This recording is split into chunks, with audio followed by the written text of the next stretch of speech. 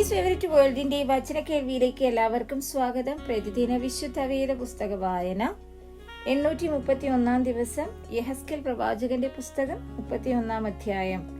11 ആണ്ട് 3 മാസം 1 തീയതി യഹോവയുടെ അരുളപ്പാട് എനിക്കുണ്ടായതെന്നാൽ, മനുഷ്യപുത്ര, നീ മിസ്രയീം രാജാവായ ഫറവോനോടും അവന്റെ പുരുഷാരത്തോടും പറയേണ്ടത്, നിന്റെ മഹത്വത്തിൽ നീ ആർക്ക് സമൻ? അശ്ശൂർ ലെബാനോനിൽ ഭംഗിയുള്ള കൊമ്പുകളോടും തണലുള്ള ഇലകളോടും പൊക്കത്തിലുള്ള വളർച്ചയോടും കൂടിയ ഒരു ദേവദാരുവായിരുന്നുവല്ലോ. അതിന്റെ തുഞ്ചം മേഘങ്ങളോളം എത്തിയിരുന്നു. വെള്ളം അതിനെ വളർത്തി, ആഴി അതിനെ ഉയരുമാറാക്കി. അതിന്റെ നദികൾ തോട്ടത്തെ ചുറ്റി ഒഴുകി. അത് തന്റെ ഒഴുക്കുകളെ വയലിലെ സകല വൃക്ഷങ്ങളുടെയും അടുക്കലേക്ക് അയച്ചു കൊടുത്തു. അതുകൊണ്ട് അത് വളർന്നു വയലിലെ സകല വൃക്ഷങ്ങളെക്കാളും പൊങ്ങി. അത് വെള്ളത്തിന്റെ പെരുപ്പം കൊണ്ട് പടർന്ന് തന്റെ കൊമ്പുകളെ പെരുക്കി ചില്ലികളെ നീട്ടി. അതിന്റെ ചില്ലികളിൽ ആകാശത്തിലെ പറവയൊക്കെയും കൂടുണ്ടാക്കി. അതിന്റെ കൊമ്പുകളുടെ കീഴെ കാട്ടുമൃഗമൊക്കെയും പെറ്റുകിടന്നു. അതിന്റെ തണലിൽ വലിയ ജാതികളൊക്കെയും പാർത്തു. ഇങ്ങനെ അതിന്റെ വേർ വളരെ വെള്ളത്തിനരികെ ആയിരുന്നതുകൊണ്ട് അത് വലുതായി കൊമ്പുകളെ നീട്ടി ശോഭിച്ചിരുന്നു. ദൈവത്തിന്റെ തോട്ടത്തിലെ ദേവദാരുക്കൾക്ക് അതിനെ മറപ്പാൻ കഴിഞ്ഞില്ല. സരള വൃക്ഷങ്ങൾ അതിന്റെ കൊമ്പുകളോട് തുല്യമായിരുന്നില്ല. അരിഞ്ഞിൽ വൃക്ഷങ്ങൾ അതിന്റെ ചില്ലികളോട് ഒത്തിരുന്നില്ല. ദൈവത്തിന്റെ തോട്ടത്തിലെ ഒരു വൃക്ഷവും ഭംഗിയിൽ അതിനോട് സമമായിരുന്നതുമില്ല. കൊമ്പുകളുടെ പെരുപ്പം കൊണ്ട് ഞാൻ അതിന് ഭംഗി വരുത്തിയതിനാൽ ദൈവത്തിന്റെ തോട്ടമായ ഏദനിലെ സകല വൃക്ഷങ്ങളും അതിനോട് അസൂയപ്പെട്ടു.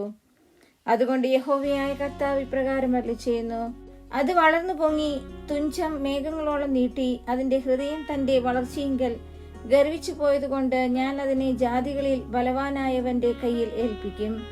അവൻ അതിനോട് ഇടപെടും. അതിന്റെ ദുഷ്ടത നിമിത്തം ഞാൻ അതിനെ തള്ളിക്കളഞ്ഞിരിക്കുന്നു. ജാതികളിൽ ഉഗ്രന്മാരായ അന്യജാതിക്കാർ അതിനെ വെട്ടി തള്ളിയിട്ടു. അതിന്റെ കൊമ്പുകൾ മലകളിലും എല്ലാ താഴ്വരകളിലും വീണു. അതിന്റെ ശാഖകൾ ദേശത്തിലെ എല്ലാ തോടുകളുടെയും അരികത്ത് ഒഴിഞ്ഞുകിടക്കുന്നു. ഭൂമിയിലെ സകല ജാതികളും അതിന്റെ തണൽ വിട്ടിറങ്ങി അതിനെ ഉപേക്ഷിച്ചുപോയി. വീണ് കിടക്കുന്ന അതിന്റെ തടിമേൽ ആകാശത്തിലെ പറവയൊക്കെയും പാർക്കും. അതിന്റെ കൊമ്പുകളുടെ ഇടയിലേക്ക് കാട്ടുമൃഗമൊക്കെയും വരും.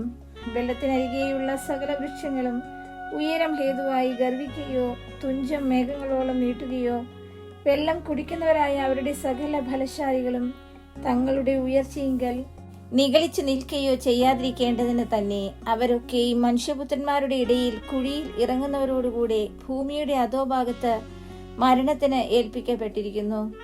യഹോവയായ കർത്താവ് ഇപ്രകാരം അരുളിച്ചെയ്യുന്നു, അത് പാതാളത്തിൽ ഇറങ്ങിപ്പോയ നാളിൽ ഞാനൊരു വിലാപം കഴിപ്പിച്ചു.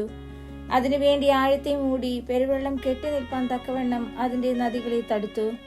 അത് നിമിത്തം ഞാൻ ലെബാനോനെ കറുപ്പുടുപ്പിച്ചു. കാട്ടിലെ സകല വൃക്ഷങ്ങളും അത് നിമിത്തം ക്ഷീണിച്ചുപോയി.